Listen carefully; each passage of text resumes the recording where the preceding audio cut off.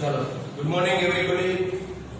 आज આપણે 10મા લેક્ચરમાં મેથડ 10 જે આપણે અગાઉના લેક્ચરમાં બે દાખલા આપણે કર્યા હતા, હવે આપણે આગળના દાખલામાં જઈએ।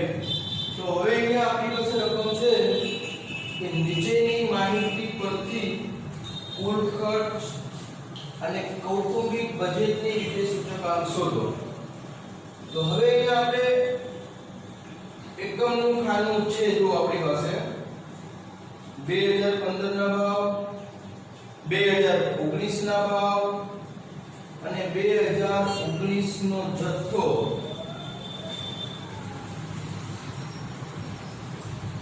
2019 નો જથ્થો। તો હવે અહીંયા આપણે સૌથી પહેલા તો એકમનું ખાનું છે આપણી પાસે, એટલા માટે આપણે અહીંયા ભાવ સુધારવા પડશે અથવા અમુક વસ્તુમાં વપરાશ સુધારવી પડશે। તો આપણે કઈ રીતે સુધારવા પડે એને સમજીએ। તો હવે અહીંયા આપણે વસ્તુ એની અંદર 20 કિગ્રાના ભાવ 400 રૂપિયા છે, 2019 માં 600 રૂપિયા છે અને 56 કિગ્રા વાપરે છે, એટલે ભાવ 20 કિલોના આપણને આપેલા છે। તો આપણે 1 કિલોગ્રામના ભાવ કરવા પડે, કારણ કે વપરાશ પણ આપણી કિગ્રામાં છે, તો ભાવ આપણે 1 કિલોગ્રામમાં લાવવા પડશે। તો શું કરીશું આપણે? તો અહીંયા આપણે સમજી શકીએ કે 20 કિલોના ભાવ છે, તો આપણે બંનેના છેદમાં 20 મૂકવાથી આપણને 1 કિલોના ભાવ મળશે, બરાબર। એટલે અહીંયા આપણે મૂકીએ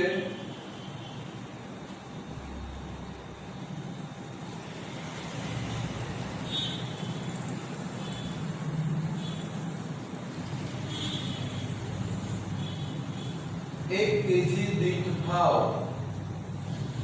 તો અહીંયા આપણે 400 ના છેદમાં 20 એટલે કે 20 રૂપિયા 2019 કેજી દીઠ ભાવ 600 ના છેદમાં 20 એટલે કે 30 રૂપિયા। આ વસ્તુ એમાં આપણે સુધારી। હવે વસ્તુ બી તરફ આગળ જઈએ તો બી માં 30 લિટર વપરા 30 લિટરના ભાવ આપણને આપેલા છે। તો અહીંયા પણ આપણે 1 લિટરનો ભાવ કરવો પડે। 1 લિટરનો ભાવ કરવા માટે તો કે વસ્તુ એની જેમ જ 30 બંનેના છેદમાં મૂકો। તો અહીંયા આપણે એ રીતે 2015 1 લિટર દીઠ ભાવ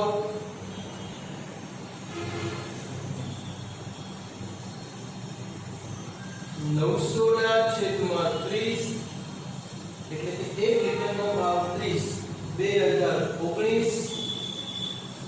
તો એમાં પણ એ રીતે 1200 ના છેદમાં 30 એટલે કે 40। ચાલો વસ્તુ બી માં સુધાર્યા। હવે વસ્તુ સી માં જઈએ તો સી માં 1 મીટરનો ભાવ 110, અહીંયા 140, વપરાશ 25 મીટર। તો અહીંયા આપણે કહીએ કે 1 મીટરનો ભાવ આપણને આપેલો છે જ, તો અહીંયા આપણે સુધારવાની જરૂર નથી। વળી વપરાશ પણ મીટરમાં છે અને ભાવ પણ 1 મીટરનો છે જ, તો આપણે ત્યાં ભાવ સુધારવાની જરૂર નથી, એટલે હું અહીંયા લખીશ તો વસ્તુ સી માં ભાવ 1 મીટર ના જ છે, તેથી સુધારો થશે નહીં। આગળ જઈએ વસ્તુ ડી ની અંદર તો ડી માં આપણને 1 ડઝનના ભાવ છે। તો તમે વિચારશો કે ત્યાં પણ આપણે સુધારવાની જરૂર નથી, કારણ કે 1 ડઝનના ભાવ છે, પણ એવું બનતું નથી કારણ કે વપરાશ આપણી નંગમાં છે, જોઈ શકો છો, બરાબર। એટલે અહીંયા આપણે 36 નંગમાં છે, તો અહીંયા ભાવ આપણે 1 નંગના આપણી પાસે હોવા જોઈએ। તો અહીંયા હું સુધારીશ 2000 2015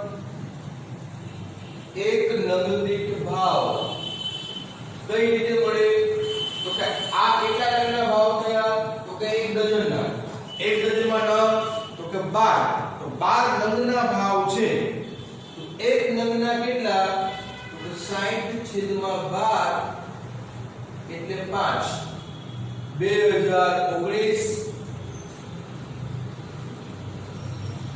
84/12 એટલે કે 7 પણ અહીંયા હું એવું કહું છું આપણી પાસે બીજો વિકલ્પ છે વસ્તુ ડી ની અંદર તો અહીંયા 36 નંગ ભાવ તો એક ડઝનના છે તો તમે 36 નંગને તમે ડઝનમાં કન્વર્ટ કરી શકો એટલે તમે ભાવ સુધારવાની જરૂર નથી જો ન સુધારવા હોય તો પણ ચાલે તો અહીંયા આપણે એમ કહીએ કે ખાલી એક વપરાશ સુધારીએ કે 2019 ની વપરાશ ડઝનમાં તો અહીંયા 36/12 એટલે 3 ડઝન પણ યાદ રાખજો કે બે માંથી એકનો સુધારો થશે કાં તો તમે ભાવ સુધારો અને કાં તો તમે વપરાશ સુધારો બંને સુધારવાની જરૂર નથી કારણ કે અહીંયા તમે 36 નંગ એટલે 3 ડઝન વપરાશ થઈ ગઈ તો એક ડઝનનો ભાવ તમારી પાસે રેડી છે વપરાશ જેમાં છે એમાં ભાવ રેડી છે અથવા વપરાશ તમે કરો છો નંગમાં તો ભાવ નંગમાં લાવી શકો છો બરાબર એટલે બંનેમાંથી એક સુધારો અહીંયા થઈ શકશે ચાલો હવે આપણે ઈ તરફ જઈએ વસ્તુ ઈ તો ઈની અંદર કઈ રીતે તો કે અહીંયા આપણે એક ક્વિન્ટલનો ભાવ છે આપણી પાસે તો એક ક્વિન્ટલ મતલબ તો આપણી પાસે પ્રથમ વખત આવ્યું કે એક ક્વિન્ટલ એટલે કેટલા થાય તો ક્વિન્ટલ અહીંયા વપરાશ આપણી કિગ્રામાં છે તો અહીંયા ક્વિન્ટલ એટલે કેટલા કિગ્રા થાય એ આપણી પાસે હોવું જોઈએ તો અહીંયા એક ક્વિન્ટલ એટલે 100 કિલોગ્રામ થાય કેમ એક ડઝનમાં 12 નંગ આવે એવી રીતે પ્રમાણિત માપ છે કે એક ક્વિન્ટલ એટલે 100 કિગ્રા થાય તમે કોઈ પણ જગ્યાએ માપ વિચારવા જશો તો એક ક્વિન્ટલ બરાબર 100 કિગ્રા બરાબર તો હવે આપણે જોઈએ કે આ ભાવ કેટલાનો થયો 100 કિલોનો થયો તો હવે આપણે 1 કિલોગ્રામનો ભાવ કેટલો લાવી આપણે 2015 1 કિગ્રા દીઠ ભાવ શું કરીશું તો કે 800/100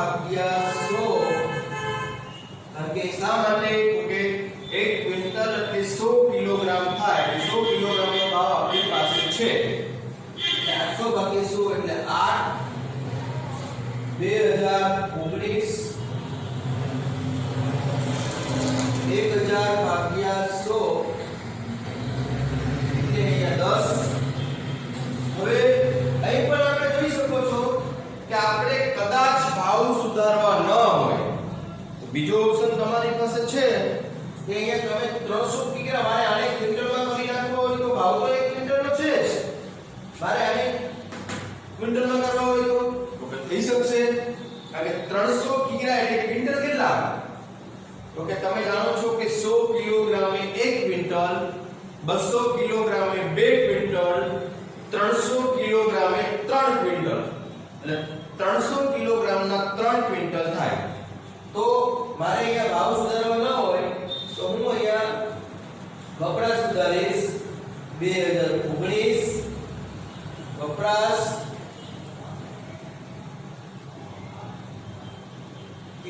ક્વિન્ટલમાં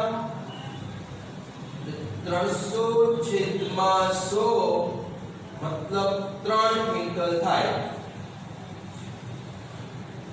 ચાલો હવે આપણે વસ્તુ F માં જઈએ તો F ની અંદર એક બોક્સનો ભાવ છે આપણી પાસે એક બોક્સની અંદર 150 નંગ સોરી એક બોક્સનો ભાવ છે તો અહીંયા આપણે 35 નંગ વાપરીએ છીએ તો એક નંગના ભાવ કેટલા આપણી પાસે હોવા જોઈએ તો બોક્સની અંદર આપણે આગળ પણ જોયું છે કે બોક્સની અંદર એક નંગ પણ આવે 5 નંગ પણ આવે, 50 નંગ પણ આવે, 500 નંગ પણ આવે, 5000 નંગ પણ આવે અને કોઈ જ નક્કી હોતું નથી કે કોઈ વેલિડ માપ નથી કે એક બોક્સમાં આટલા જ નંગ આવે.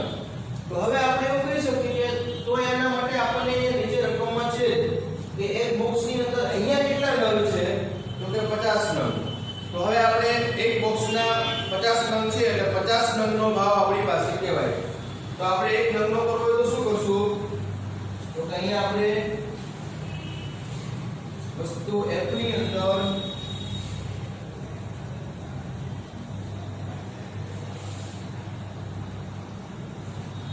2015 એક નંગ દીઠ ભાવ બરાબર 200/50 એટલે 3. 2019 250/5 એટલે 5. ચાલો આવી રીતે આપણે બધી જ વસ્તુઓના ભાવ અમુક જગ્યાએ જથ્થા આપણે સુધાર્યા, મોટા ભાગે આપણે બધામાં ભાવ સુધાર્યા, પણ બે જગ્યાએ આપણે જથ્થા પણ સુધાર્યા. એક અહીંયા આપણે 36 ના 3 ડઝન કર્યા અને અહીંયા આપણે 3 ક્વિન્ટલ કર્યા. બરાબર. હવે આપણે ખાના કેવી રીતે બનાવશું તો હવે અહીંયા આપણે દાખલો કરીએ, આપણે બધું સુધારીએ પછી દાખલો કરીએ. તો હવે 2015 ના ભાવ તો આને આપણે શું કહીશું તો કે P0 કહીશું. તો અહીંયા હું મૂકીશ P0. અહીંયા આપણે તો P1 આને આપણે શું કહીશું તો કે Q1. તો આ દાખલો શેનાથી થશે તો કે Q1 આપેલા છે તો પાસેથી ગણાય, બરાબર ને. એટલે કૌટુંબિક બજેટથી આ દાખલો કરી શકતા નથી. કુલ ખર્ચની રીતે જ આપણે આ દાખલો કરવો પડે. કૌટુંબિક બજેટ શક્ય નથી. શા માટે Q0 નથી આપણી પાસે, બરાબર. તો હવે આપણે જોઈએ કે કઈ જગ્યાએ આપણે સુધારો કર્યો તો કે વસ્તુ એની અંદર તો કે 1 કિલોગ્રામના ભાવ આપણે સુધાર્યા. તો હું અહીંયા 400 રૂપિયા નહીં મૂકું, કેટલા મૂકીશ 20 અને 30 મૂકીશ. અહીંયા 20 કિગ્રાની જગ્યાએ હવે મૂકીશ 1 કિલોગ્રામ, બરાબર. કારણ કે મેં ભાવ 1 કિગ્રામાં કરી નાખ્યા. અહીંયા તો કે વસ્તુ B ની અંદર 1 લિટરના ભાવ 30 અને 40 રૂપિયા. તો હું અહીંયા કેટલા મૂકીશ અહીંયા 30, અહીંયા મૂકીશ 40. અહીંયા કેટલા આવશે તો કે 1 લિટર. વસ્તુ C ની અંદર તો કે આપણે કોઈ જ ફેરફાર કર્યો નથી એટલે બધું એમના. વસ્તુ D ની અંદર તો કે અહીંયા આપણે બે રીતે સુધાર્યા, કાં તો ભાવ સુધારીએ કાં તો વપરાશ સુધારીએ. જો તમારે વપરાશ સુધારીએ તો એક જ જગ્યાએ સુધારો થશે, બરાબર. તો આપણે બેટર જગ્યાએ આપણે વપરાશ સુધારીએ તો એ 36 નંગના આપણે કરી નાખશું 3 ડઝન. કારણ કે 12 નંગ એ 1 ડઝન, 24 નંગ એ 2 અને 36 એ 3. એવી રીતના આપણે 3 ડઝન કરીએ. હવે મારે અહીંયા 3 ડઝન વાપરે છે, 1 ડઝનનો ભાવ રેડી છે, મારે અહીંયા સુધારવાની જરૂર નથી. ચલો વસ્તુ E ની અંદર 1 ક્વિન્ટલના 800 રૂપિયા 1000 રૂપિયા. તો અહીંયા આપણે ભાવ સુધાર્યા.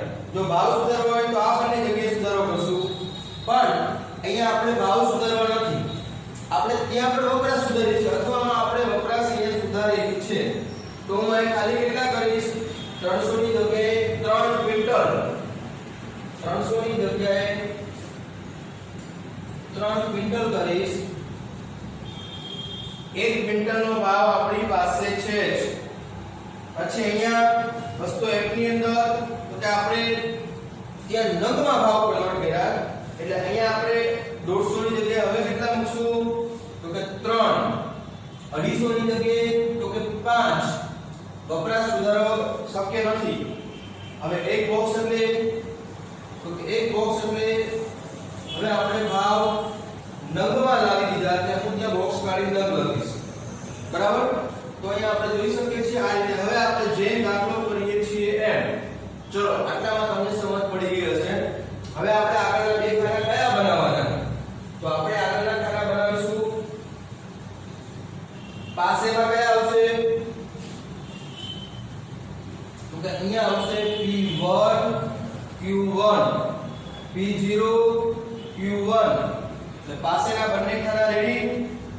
સૂત્ર IP બરાબર સિગ્મા p1 q1 છેદમાં સિગ્મા p0 q1 ગુણ્યા 100 આવી રીતના આપણે દાખલો કરી શકીએ બરાબર ચાલો હવે આ દાખલાની અંદર આપણે સમજી ગયા કે એકમનું ખાનું હતું એટલે આપણે ઘણું બધું ભાવ જથ્થો સુધારવા પડ્યા બરાબર હવે આપણે આગળના દાખલા તરફ જઈએ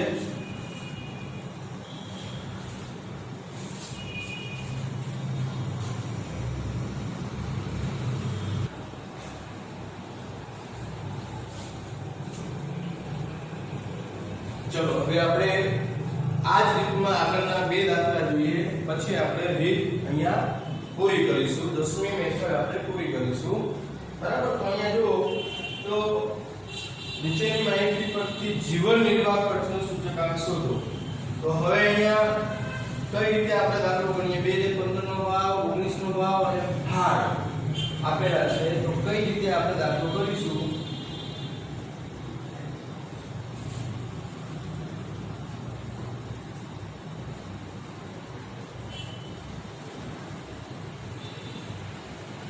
ચલો અહીંયા વસ્તુનું પેલું ખાનું પછી બીજું 2015 ના ભાવ મતલબ P0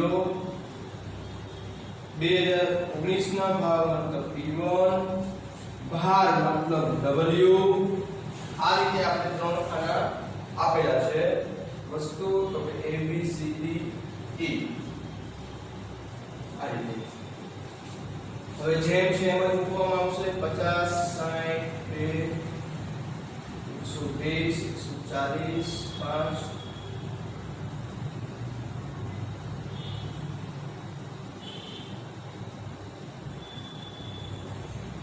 ચાલો હવે કયા ખૂણા આપણે બનાવીશું તો અહીંયા આપણે કહીએ કે આપણે જરૂર શું છે આપણા સૂત્રની અંદર કઈ જરૂર પડે છે તો કે આપણું સૂત્ર કયું તો સૂચકાંક બરાબર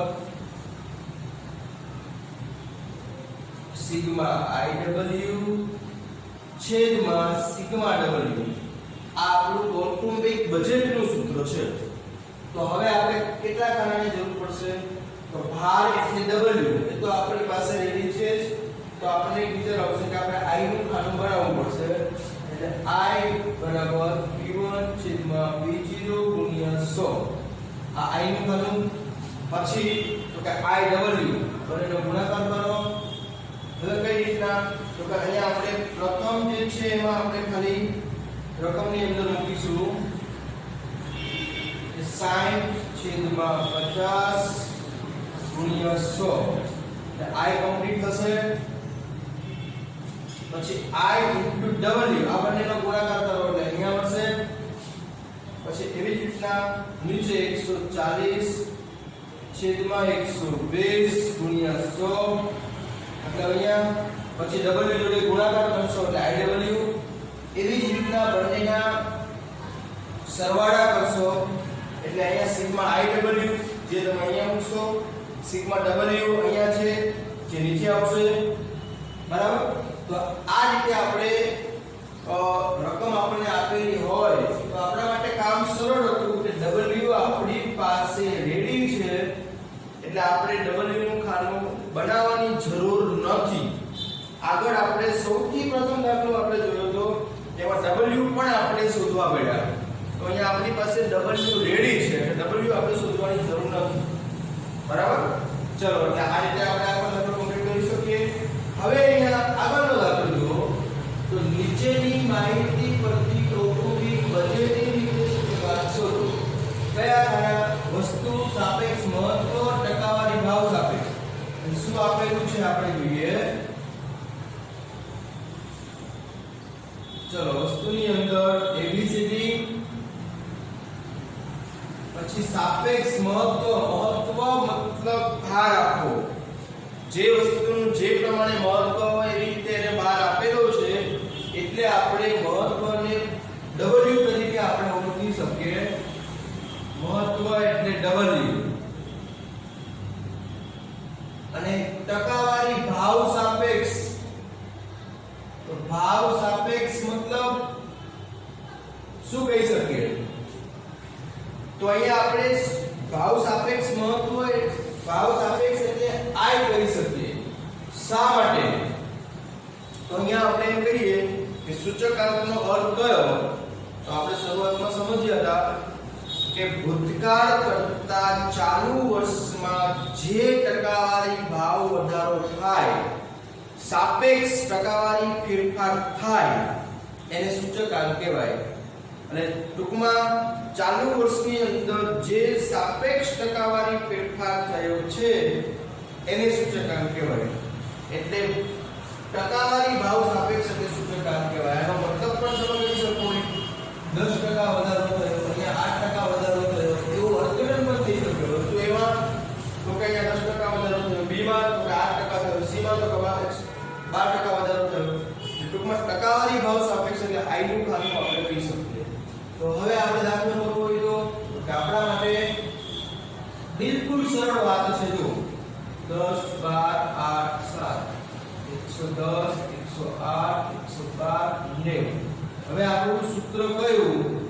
સૂચકાંકનું સૂત્ર તો કે સિગ્મા IW છેદમાં સિગ્મા W. તો હવે શું કહી શકશો? તો કે અહીંયા આપણે IW નું ખાનું બનાવવાનું આવશે. I W એ આપણે ખાલી ફક્ત એક જ ખાનું બનાવવાનું આવશે. પછી IW નો સરવાળો કરો, W નો સરવાળો કરો. આ ખાનાના સરવાળાની જરૂર નથી. પછી આપણે સૂત્રમાં મૂકીએ. બરાબર? તો અહીંયા આપણે જે લાસ્ટ બે દાખલા અત્યારે જોયા બોર્ડ પર, બિલકુલ સરળ દાખલા છે. કે W નું ખાનું હોય તો આપણે સીધું આપણે I નું એક જ ખાનું બનાવવાનું. P1 / P0 * 100 આ સૂત્રથી I નું એક જ ખાનું બનાવવાનું અને સીધો આપણે IW જોડે I અને W નો ગુણાકાર કરવાનો. બરાબર? બિલકુલ સરળ થયું. અહીંયા આપણી પાસે સાપેક્ષ મહત્વ મતલબ W, ટકાવારી ભાવ સાપેક્ષ મતલબ I, એટલે આપણે W અને I બંનેનો આપણે ગુણાકાર ખાલી કરવાનો આવશે અને પછી બંનેના સરવાળો કરવાનો. બરાબર? એટલે આપણા માટે બિલકુલ સરળ દાખલાઓ છે. બરાબર? જે અત્યારે આપણે દાખલા જોયા એમાં એકમનું ખાનું આપેલું હોય ત્યારે આપણે થોડું વિચારવું પડે છે. બાકીના બધા જ દાખલાઓ આપણા માટે સરળ છે. હવે કેસ એકમના ખાનાની અંદર કદાચ તમને કોઈ દાખલો ન સમજાય તો તમે જ્યારે પણ ટાઈમ મળે ત્યારે તમે કોલ કરીને પૂછી શકો, અથવા જ્યારે આપણે ક્લાસીસ શરૂ કરશું ત્યારે પણ તમે મને પૂછી શકશો. ત્યાં જે ન સમજે ટીક કરીને રાખવાનું કે આટલું મારે પૂછવાનું. બરાબર? એટલે જ્યારે હું તમને ક્લાસ ઉપર બેસાડીશ ત્યારે હું તમને પૂછીશ કે બોલો સૂચકાંકમાં કયું સમજાતું નથી, તમે એ મને પૂછી લેજો. બરાબર? તો અહીંયા આપણે 10 મેથડ સુધી ચલાવ્યું. તો 10 મેથડ સુધીના જે પેજ છે હું તમને મૂકી દઈશ. બરાબર? પછી 11મી મેથડ તરફ આપણે આગળ જઈશું. એટલે હવે આપણે બહુ વધારે બાકી છે નહીં, 2-3 રીત આગળ ચાલશે પછી આપણું ચેપ્ટર પૂરું થશે. હવે ખાસ તો આપણે અત્યારે તો મેથડ આપણે કરીએ છીએ, હજી આપણી પાસે ટેક્સ્ટ બુક અને પ્રેક્ટિસ બુક એ બંને આપણે ગણવાની રહેશે. તો તમે જાણો છો કે સ્ટેટ માટે આપણે 3 ચોપડા બનાવવાના થશે. કયા 3 ચોપડા? એક મેથડનો ચોપડો જે તમે બનાવો છો, બીજો તો કે ટેક્સ્ટ બુકનો ચોપડો અલગ બનાવશો. એવું તમને હવે ટેક્સ્ટ બુકમાંથી તમે વર્ક કરતા રહેજો. પણ મને મારી ગણતરી એવી હતી કે પહેલા બધું પૂરું થઈ જાય પછી તમે ટેક્સ્ટ બુક ખોલો, ન સમજાય પછી પૂછતા રહેજો. પછી ત્રીજો ચોપડો પ્રેક્ટિસ બુકનો. એટલે 3 ચોપડા આપણે બનાવવાના, મેથડ, ટેક્સ્ટ બુક અને પ્રેક્ટિસ બુક. ત્રણેય ચોપડા તમારે અલગ અલગ બનાવવાના રહેશે. હજી આપણે ખાલી માત્ર ને માત્ર મેથડના ચોપડામાં જ લખીએ છીએ. હવે પ્રેક્ટિસ બુક અને ટેક્સ્ટ બુક તમારી જાતે તમને જેટલું આવડે છે એટલું તમે જાતે વર્ક એમાંથી કરી શકશો.